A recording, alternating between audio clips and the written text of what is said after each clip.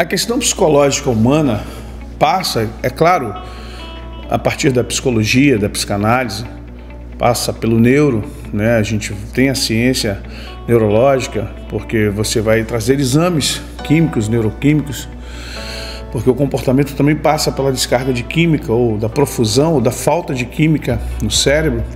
Vai a psiquiatria, que aí vem os fármacos, né? As tarjas aí, preta, roxa, vermelha, quantas necessárias forem, mas a ciência ela não contempla e não aborda a questão espiritual.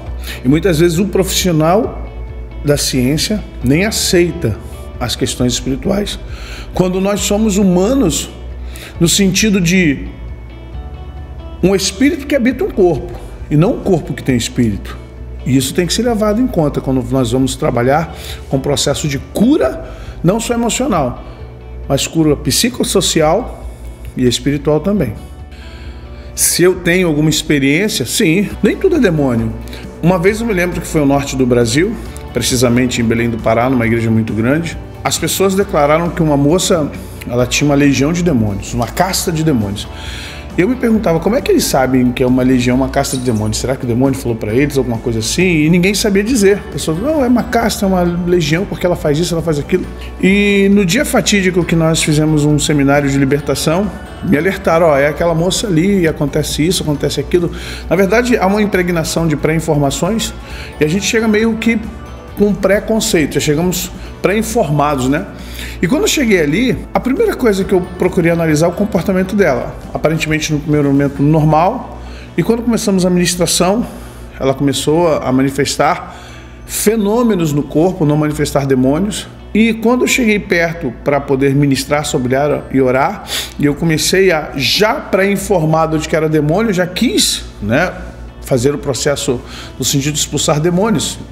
Geralmente a maioria das vezes é isso. Foi quando o Espírito Santo me advertiu e disse, não é demônio, o problema dela é emocional, e você vai ter que trabalhar as emoções e o cérebro dela. E agora? Eu não tinha escola para isso. É claro que tem a parte de discernimento de espíritos.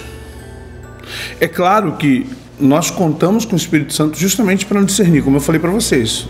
É quando você ouve a voz do Espírito Santo dizendo, não é demônio.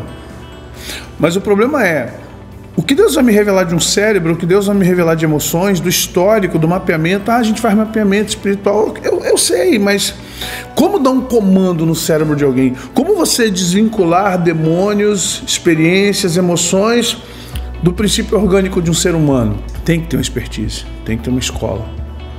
E daí para cá, então, da primeira para a segunda década, eu comecei a me aprofundar sobre justamente causas e efeitos espirituais sobre o cérebro, danos colaterais causados no cérebro, e como nós criamos esse sistema de reciclagem espiritual, orgânico, químico, espiritual, orgânico, químico, até que se consolide numa simbiose, que aí só Jesus, ou com muita autoridade, que nós tiramos isso.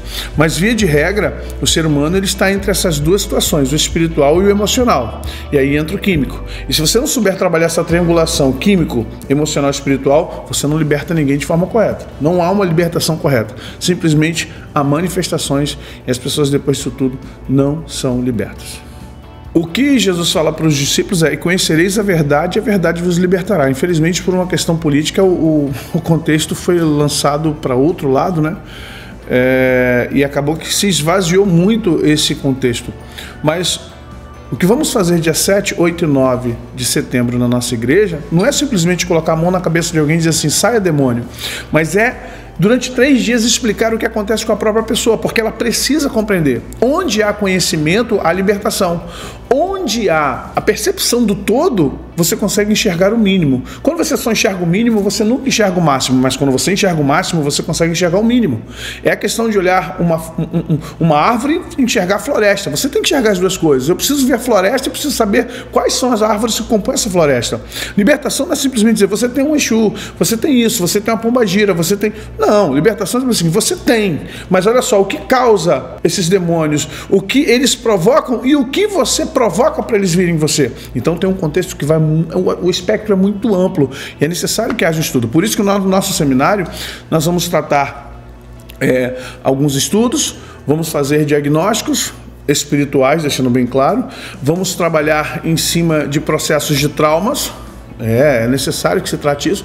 E nós vamos trabalhar as questões das fragilidades espirituais para que as pessoas se fechem e, se possível, ao longo de um exercício de anos, nunca mais sejam assolados por demônios ou questões psicológicas e espirituais em suas vidas. Dias 7, 8 e 9 de setembro, o dia todo, manhã, tarde e noite, você não pode perder. A primeira clínica de cura emocional e espiritual em grande escala de tempo, quase que internato, em sistema de internato, onde nós vamos trabalhar processos espirituais, emocionais, intelectuais, tendo oficinas, tendo aconselhamentos e, acima de tudo, tendo também práticas de libertação. Com certeza será um tempo maravilhoso para vocês, será um tempo maravilhoso para aqueles que estarão buscando ali a cura, a compreensão, o conhecimento e, acima de tudo, a libertação das suas almas. Se o Filho vos libertou, verdadeiramente sereis livres. Vem estar conosco aqui no Rio de Janeiro, 7, 8 e 9 de setembro. Faça sua inscrição aqui no número que está embaixo e obtenha maiores informações. Até lá, Deus abençoe vocês.